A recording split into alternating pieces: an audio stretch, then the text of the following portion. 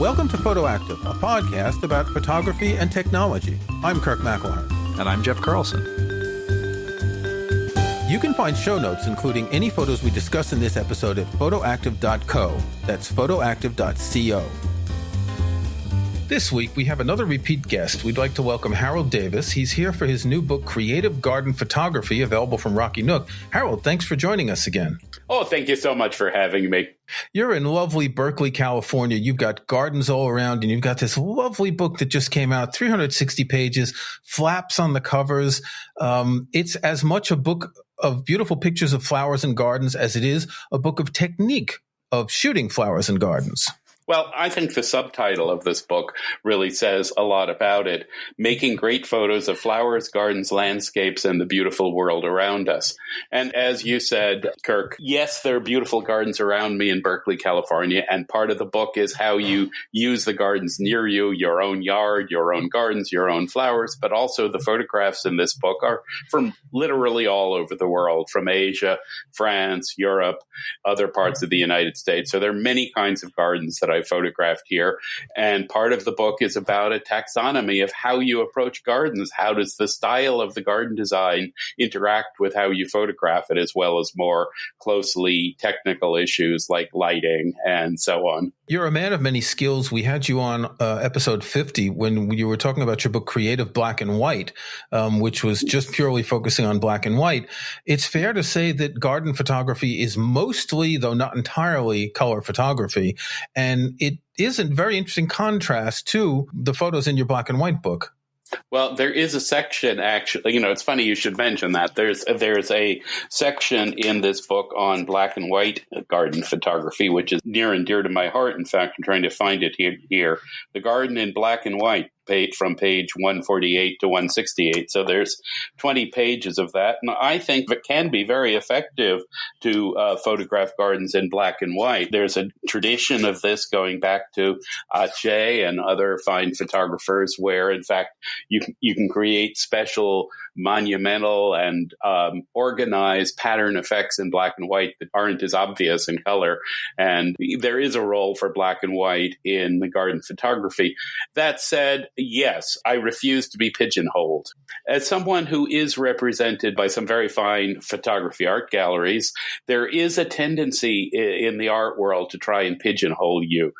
This is what you do. This is the formula. This is what we want our collectors to know about you. I'm sorry, I'm not going to do that. I'm going to do whatever interests me, whatever turns me on, and whatever I'm passionate about. And I happen to be very passionate about flowers, also about black and white photography. And there is an intersection of the two in places. But yeah, sure. I mean, very honestly, I am not probably going to go to Monet's garden in Giverny and photograph it in black and white. That's not going to happen probably for me. Well, that bridge, the famous bridge shot there, that looks pretty good in black and white. Well, there you go. So your book is essentially divided in two sections. I mean, there's a sort of beginning and then there's an afterward, but you photograph the garden at large and then taking the garden close up and inside. And these are two very, very different things because I lived in France for a long time. I lived in Tours, so I went to a lot of chateaux along the Loire River. You know them well, Chenonceau, with the big gardens. And you go in there, and the garden itself is it's a subject. It's a big landscape in a microcosm, isn't it? Yes, it is. That's a good way to put it. And yes, the two are very different subjects. And in fact, there's a certain school of professional garden photography that says, why focus on bringing the garden inside and on the microcosm? Because you can photograph flowers, anywhere. They don't have to be in a garden. But actually, I think there is something very special about the microcosm in gardens, and that really a world-class and well-designed garden has special miniature aspects to it as well as larger aspects. So I think per the subtitle of my book, I have defined garden photography at large as a large topic that includes the small world that can be as infinite as the large world in its own way. And again, I'm not going to be limited. When I think of gardens, I immediately, and this is something that I think we've covered before, is that sense of being overwhelmed. And I like what you just said, because oftentimes you'll approach a large garden, and if it's not well designed, it's just a mass of different flowers and things everywhere. And even the ones that are well designed, you look at it and think, all right, where do I start? Because there's so much color, there's so much variety. And so my question to you is, when you come to a place like this, where do you start? Do you just try to take in the whole, like do you start shooting wide and large and then sort of gradually move in? Or does it really depend on what you have in mind for the day or what sticks out to you? Well, it's funny you should ask that, Jeff. It's a great question, first of all. I have several checklists in the book, what to do when you go into a garden and how to approach photographing it. In particular, one, how would you approach photographing a semi-formal or formal French garden when you go there? I think that you have to view garden photography from the point of view of the intent is, what are you there to do, first of all? If you're there as a professional creating a portfolio shot for a landscape designer, that's a very different kettle of fish than if you're there as an artist saying, I want to satisfy myself. So you need to understand, and there's some obviously other possibilities between those two as well. So you need to understand where you're coming from. But within that, there is a sort of standard paradigm of how I would suggest approaching a garden. And that includes getting a sense of what the garden design is about. I think, Jeff, you were just saying you can have a garden that's a jumble. Well, but a good garden has a plan. So understand what the plan is, what the intent behind the design is. And usually what I also do, if it's a garden with topography, I head for a high point so I can get an overview. I like to look at a map of the garden. I like to understand the lighting that's there when I'm there. Is this diffuse lighting? Is it bright lighting? Is it lighting where I'm I'm out of luck? Is it great lighting? What do I do with the lighting? Am I going to have to supplement it in some way? Am I going to have to improvise? What's the lighting fall off? I mean, there's a bit of talk about in this book about the fundamental law of reflections, how that works, how the fall off in light from reciprocity works. People say that's an exponential fall off over distance, which it turns out when I looked into it is false. It's not. It's a quadratic fall off, which is different. So, one of the interesting things about the book is that the text here can get fairly technical. In the back, I've got a list of figures, and that's an interesting thing to look at because there are 21 figures ranging from things like hyperfocal distance and fundamental law of reflection, focal plane, all kinds of stuff. It's also a glossary of botanical terms. I'm somebody who believes in knowing what you photograph. Okay. And that cuts across the subjects that I'm interested in.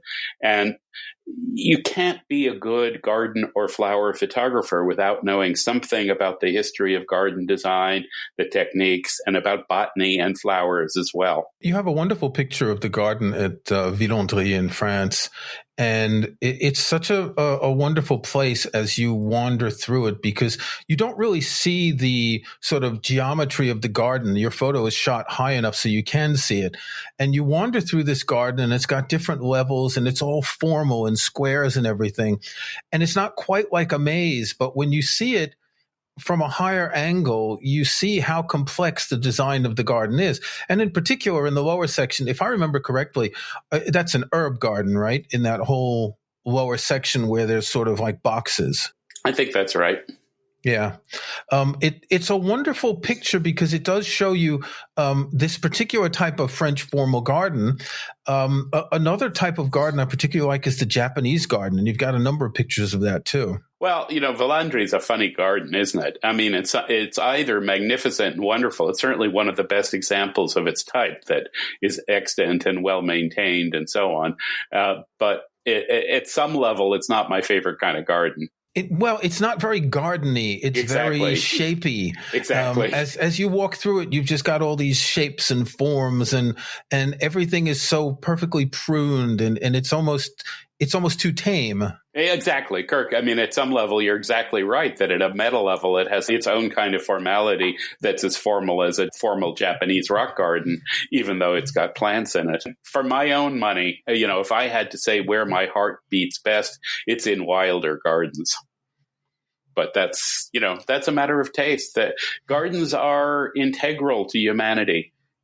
I mean, I'm not much of a fan of suburban lawns, which are a kind of garden after all, and I'm really not much of a fan of golf courses, as I note in the book, particularly in the desert. They're really horrible in the desert, but they're gardens in fact too. And I was funny. I was just going through files. One of the things we're all doing in this sheltering in place, I think. And so I was looking to a trip that I made back a few years back into Nevada to photograph a garden of cars.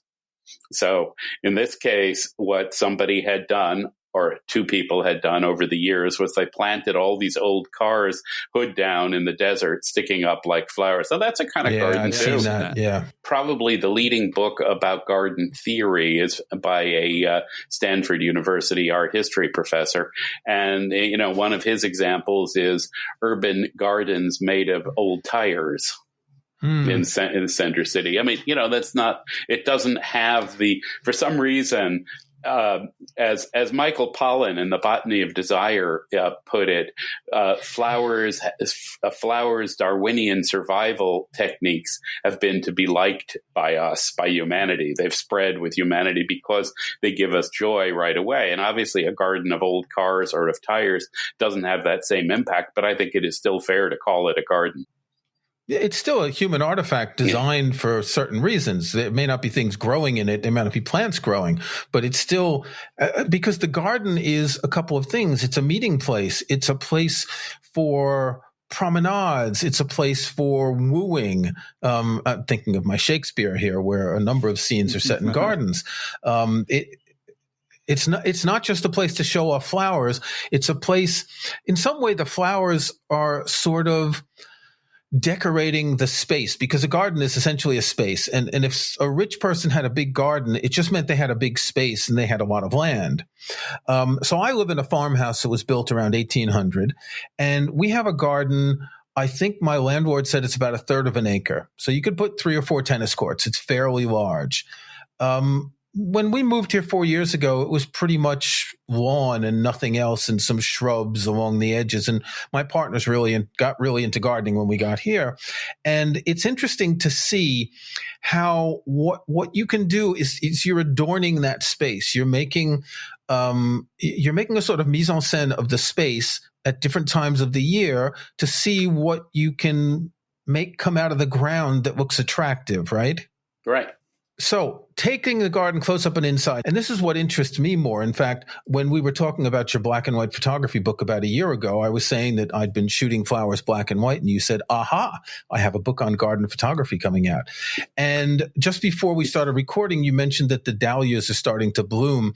And I find dahlias to be some of the most fascinating flowers because of the symmetry, the regularity, et cetera. It's two different techniques, isn't it? Shooting an entire garden and shooting single flowers. Completely different. Some of the fact that I did so much about taking the garden in is the publisher's fault, because, we gave them some pictures for the wraparound cover, and this is the one they selected. It's a nice, happy cover. And they said, okay, you are going to tell people how to make photos like that in the book, aren't you? You hadn't been planning on that. I really hadn't been planning on it, in truth. and yet, but as I thought about section, it seemed right. Yeah, the cover is a photo you shot with a light box, and the whole section about light box photography is fascinating. And I'm really looking forward to trying it out because it's a totally different.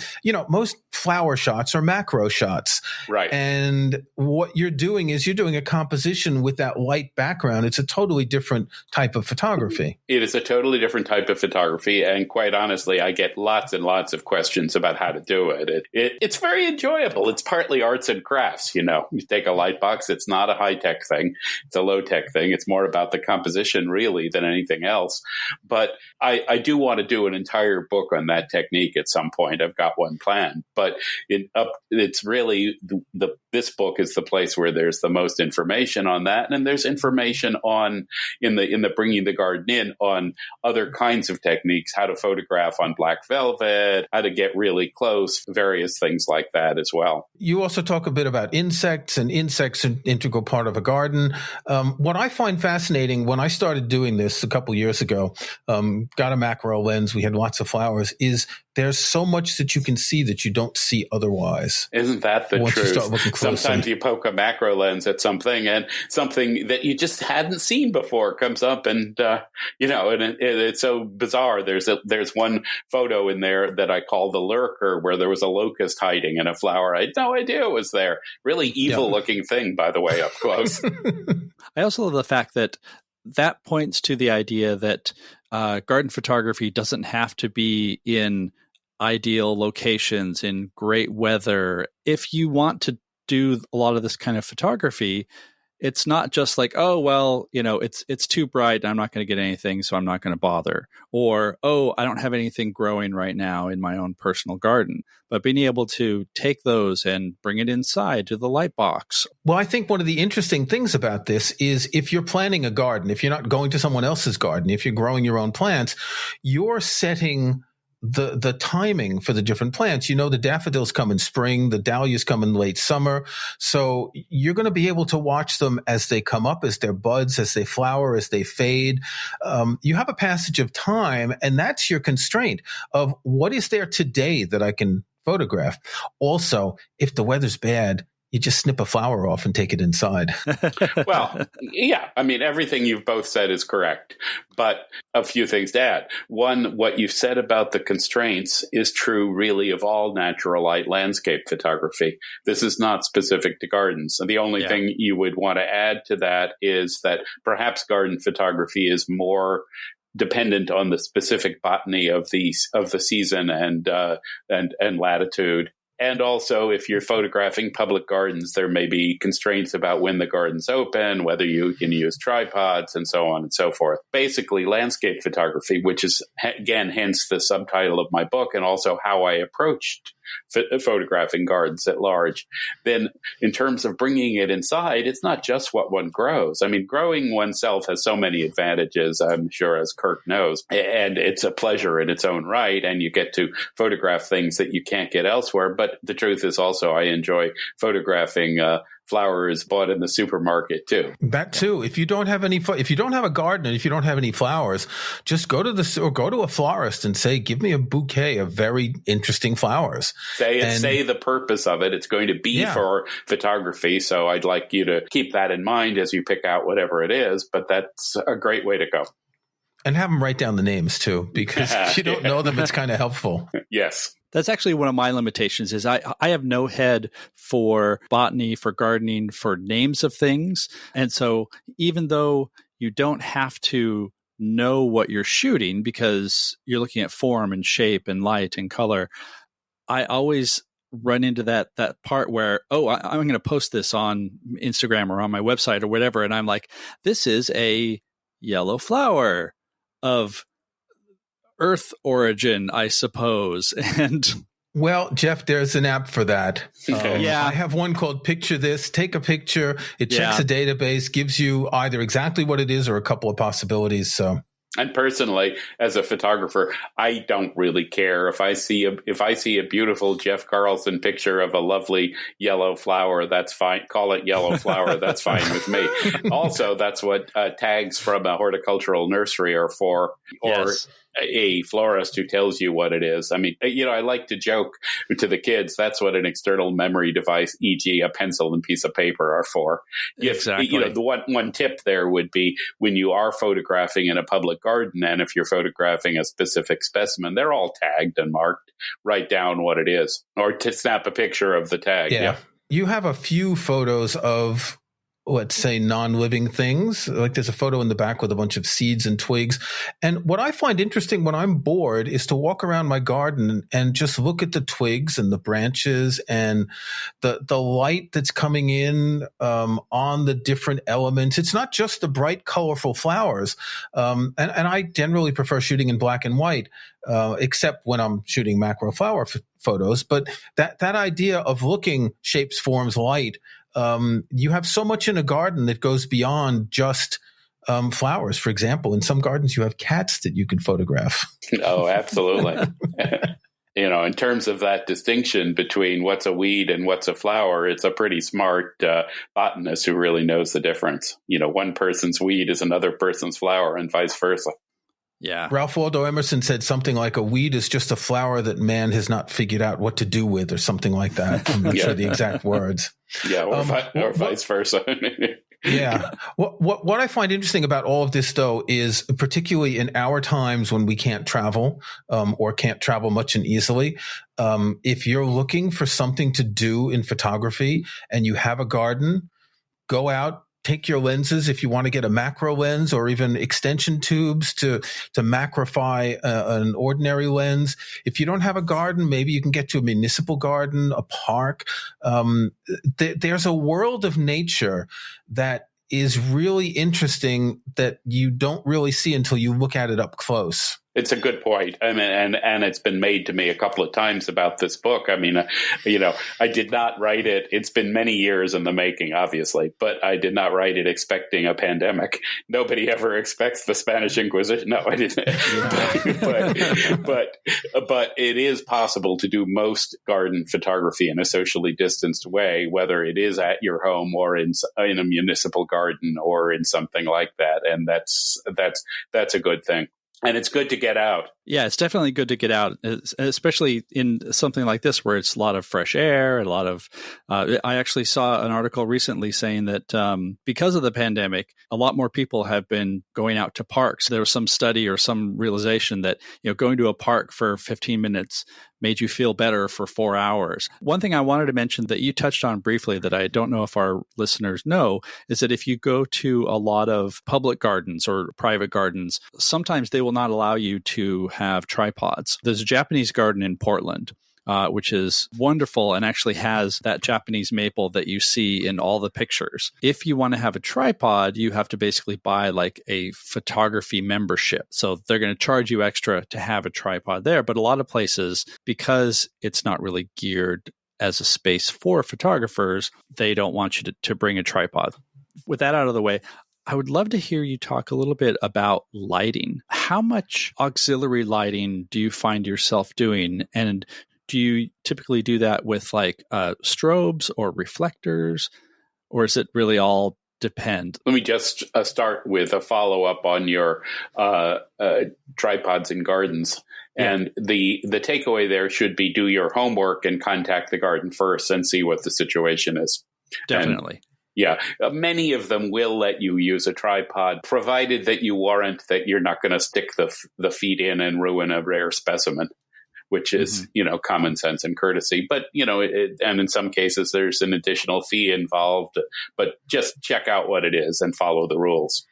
Well, I've come to believe about lighting that the key skill is actually understanding light, reading light. You have to start with the premise that the kind of counterintuitive premise that you cannot actually photograph an object. The only thing you can photograph is the light emitted or reflected from an object. So the key skill that I take with me regarding lighting into a garden is my eyes. Okay, so in this checklist of what you do when you go to a garden, you try to understand the design of the garden, and you also try to understand what the lighting conditions are and how that's going to interact with what you set out to photograph in the garden. Light has a number of characteristics that are some of which are fairly obvious, some less so. Intensity, color temperature, which depends really on the position of the sun to a great extent, and a little less analytic quality, which is how diffuse or undiffuse the light is. And what I'm going to be able to photograph and the kind of photographs I'm going to be able to make will depend on the quality of this lighting and how I receive it. When I'm working in my studio at home, I do use a fair amount of auxiliary lighting in addition to the light box. Very honestly, when I'm traveling around the world, as I used to do up until sometime in early March, I've spent an awful lot of the last 10 years photographing in many parts of Europe, Asia, North America. I try to be limited about what I carry. I have a camera backpack with a backpack on it. I'm getting less and less eager to be schlepping many, many, many pounds of gear. So I don't take that much auxiliary equipment with me for that kind of work. The only thing I have is a miniaturized reflector that is white on one side and a light gold on the other side. It pops into a little sack and I pull it out and you can position it in place. And if you're in a situation where where you need basically a fill light coming from one side, that really works very well. And it's essentially no weight to carry. So I guess that's an answer to your question, is that for me in field garden photography, I don't use much auxiliary lighting. If I had an assignment to photograph a garden for a landscape designer and I had the budget to have other people help me carry things and bring things in, I could really see lighting things differently, perhaps with field strobes and so on. I think we all have that reflector, and some people have actually figured out how to fold it up and put it back in the little sack. I use that. The secret is a twist. You have to actually twist it twice to get it. I figured it out recently. I watched the YouTube video. I use that in my garden too because it's the easiest way. It's the simplest, lightest, easiest way to change the lighting, and just changing the angle of it a little bit changes the lighting a great deal. You tilt it up, you tilt it down, depending on where the sun is.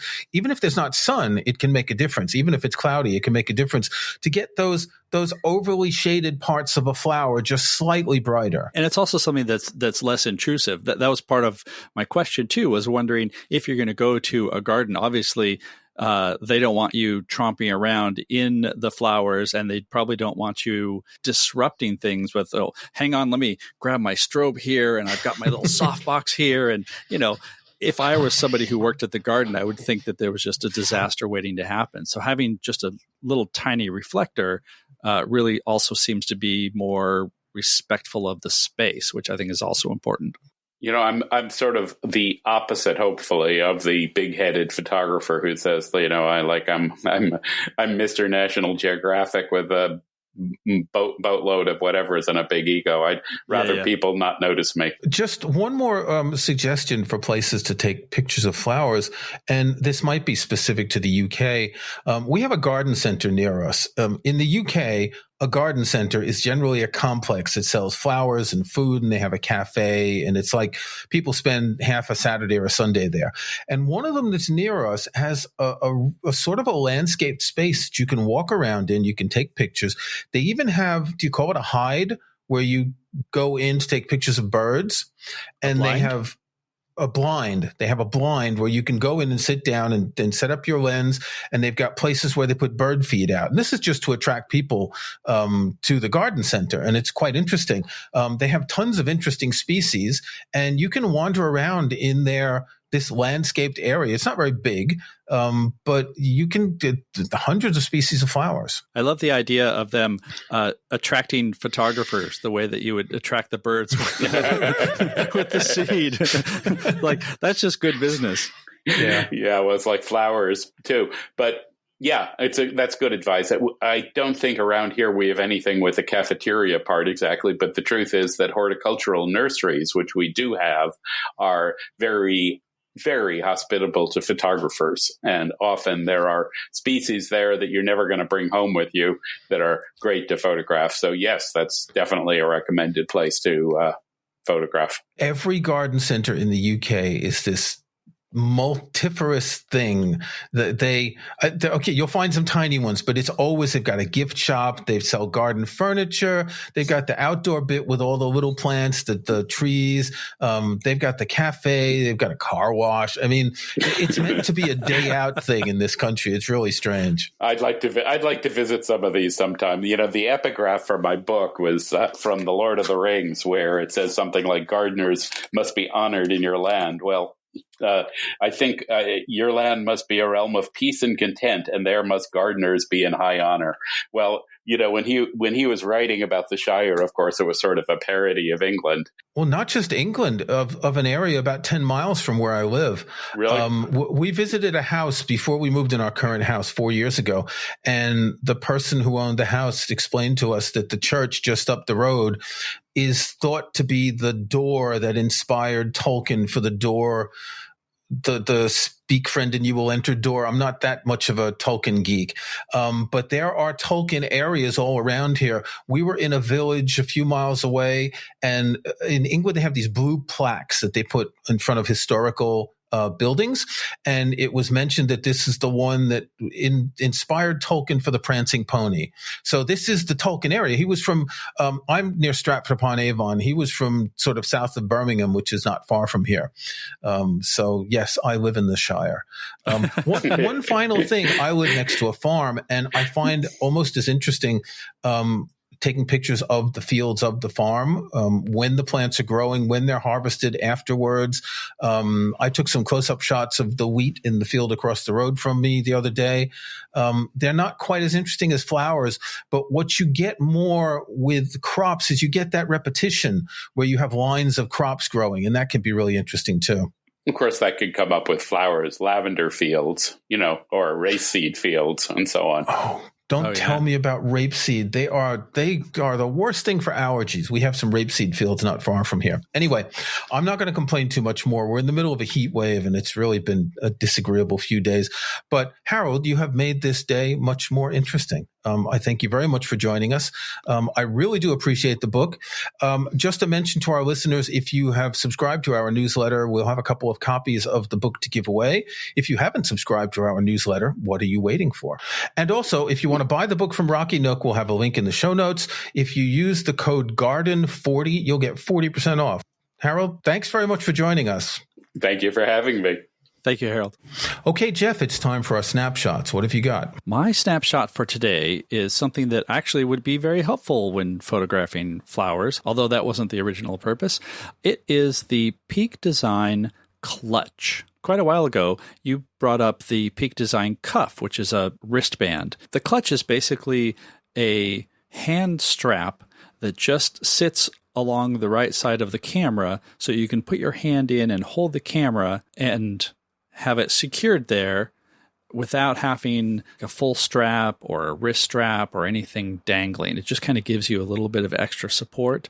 And it's also, I find, just a good way to carry the camera around and not feel like I might drop it. It's about $40. It's actually my preferred way of holding my camera if I don't need a strap.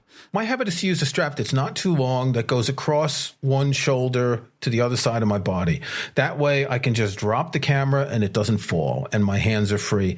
I've always, while I have one of those wrist straps, I use it occasionally, like if I'm in the garden, I'm always more comfortable with that camera strapped to my body, just because, you know, it's like 1,000, 1,200 pounds for that camera plus the lens. And if it slips, it's, yeah. What about you? What do you have this week? My snapshot is a book. I came across this a couple of weeks ago, and I was so happy to find this book. It's called Cézanne, The Rock and Quarry Paintings. Now, the reason why this made me very happy, I just sent Jeff an image file of one of the paintings. For many years, I worked at the General Motors building in New York, which is at the southeast corner of Central Park, which is where that computer company made that store with the big glass cube. It's just a few blocks from the Museum of Modern Art, and I would often go to the Museum of Modern Art on whatever day of the week it was free, and I'd wander around. And there was this painting that Cézanne did of, this one is Pines and Rocks in the forest of Fontainebleau near Paris. And I loved this painting so much. I had a postcard of it on the wall of my cubicle. Yes, I had a job with a suit and a tie and a cubicle back then. And for years, I mean, I lost the postcard. I hadn't seen it. I didn't know which one it was. This book came out recently. It's the catalog of an exhibit from the Princeton University Art Museum that was supposed to be in London, but that was canceled because of COVID. And I only heard about this a few weeks ago when someone I know who makes a weekly list of links to cultural stuff posted about it, where there was a video on the Princeton University Museum website discussing this. And why am I talking about this here? Because Cézanne's rock and quarry paintings are really very specific. It's rocks, it's trees, it's a different kind. It's not a big landscape like the Mont Sainte-Victoire, which he painted many times, but the level of composition and the fact that you can make a painting or a photograph of something as banal as rocks and trees, I find fascinating. And I think we'll put the image I sent Jeff into the show notes. It's a very striking image where it's got Cézanne's bold brush strokes coloring the rocks and providing shade. And it just made me think of the kind of thing that if I was in a forest with rocks, I would be attracted to this sort of image of looking at this. There's only about 25 paintings, but there's a lot of other paintings in the book and watercolors and even some paintings by other artists as comparisons. It's not a very big book, but this specific painting is something very dear to me. So Cézanne, the rock and quarry paintings. He is by all measure my favorite photographer. And he shot analog too. So analog.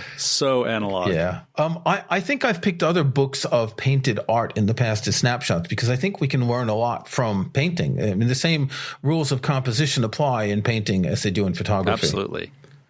Although I said rules, they're not really rules, are they? But, well, that's for another episode. Exactly. All right. Thanks, everybody. Thanks for listening to PhotoActive. You can find show notes, including any photos we discuss in this episode, at photoactive.co. That's photoactive.co. We couldn't afford the M.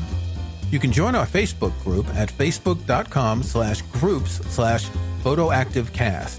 That's photoactivecast in one word. You can subscribe to PhotoActive in your favorite podcast app or on Apple Podcasts. See the links on our website. And think about leaving us a rating or review in iTunes or in your podcast app.